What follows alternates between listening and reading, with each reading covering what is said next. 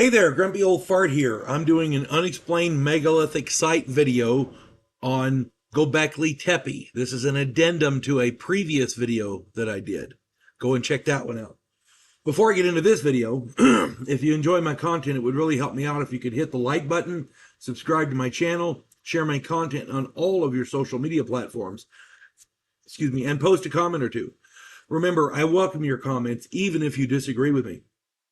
And check me out over on Rumble for my political commentary and weekly current events.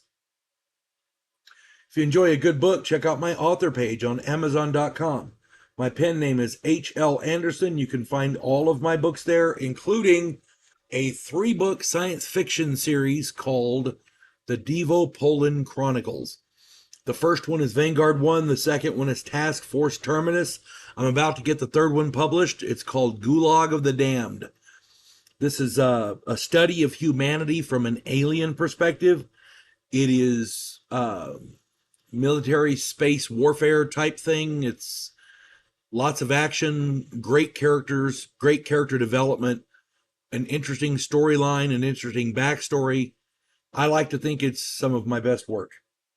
And like I said, I'm about to get the third one published, Gulag of the Damned.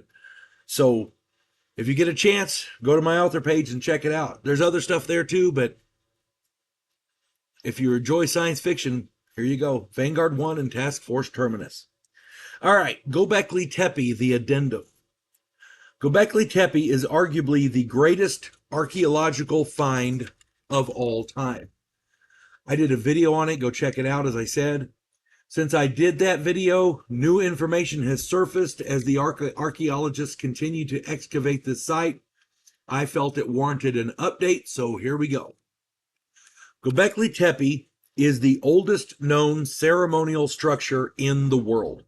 Its construction exactly coincides with the Younger Dryas period, 10,800 years ago. There are carvings and reliefs on pillars which accurately describe a comet or multiple comets striking the earth, causing a sudden and catastrophic climate shift. One pillar, called the Vulture Stone, depicts a headless man, a scorpion, and birds. This is a direct reference to the comet impact. The construction of this temple is highly reminiscent of the altar Noah built after the Great Flood. Given its close proximity to Mount Ararat, it's only a few hundred miles away, which is the resting place of the ark. There are many people that believe that this may very well have been Noah that built Gobekli Tepe, which it makes as much sense as anything else at this point. Regardless, the Younger Dryas hypothesis says that survivors of the cataclysm passed down their knowledge in symbology and architecture.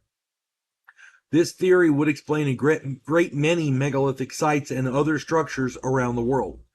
Check out my videos on the Mother Civilization of Mu, the Megalithic Yard. I've done a bunch of stuff on this. There's a lot that we're not being told about our past, and the archaeologists know some of the stuff they're saying isn't true.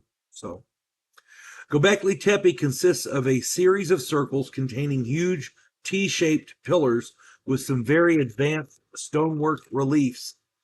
The pillars weigh between 40 and 60 tons and were carved using stone implements, which is pretty much impossible.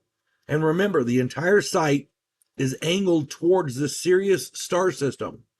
It was constructed before the wheel, before agriculture, and without a local water source. Newer pillars have less intricate carvings and reliefs than earlier pillars. This makes no sense. The carvers became less talented over time. That doesn't make any sense at all. 90 to 95% of the site is still underground.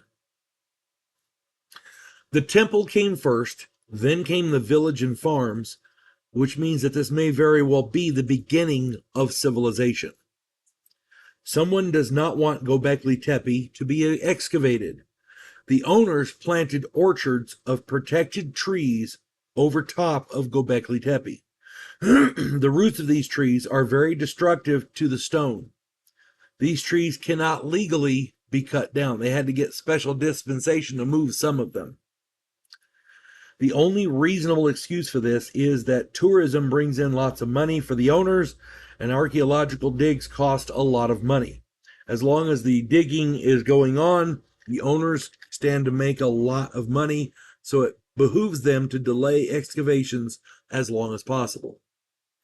Finally, Gobekli Tepe is actually part of a much larger sacred complex called Tas Tepler. This is a network of ancient sites across the region. I talked about this in my pre-flood civilizations video. Go check that out. This is a network of ancient sites across the region. The arrangement of the sites in Tas Tepler may possibly depict an astronomical or celestial map. In 2019, excavations were started at a sister site 40 miles away from Gobekli Tepe called Karahan Tepe. This site may very well be older and has domestic structures. Karahan Tepe may push the dawn of man even further back than Gobekli Tepe did. We don't know everything about it. We're trying to find it out. But there are forces who are trying to prevent us from doing so.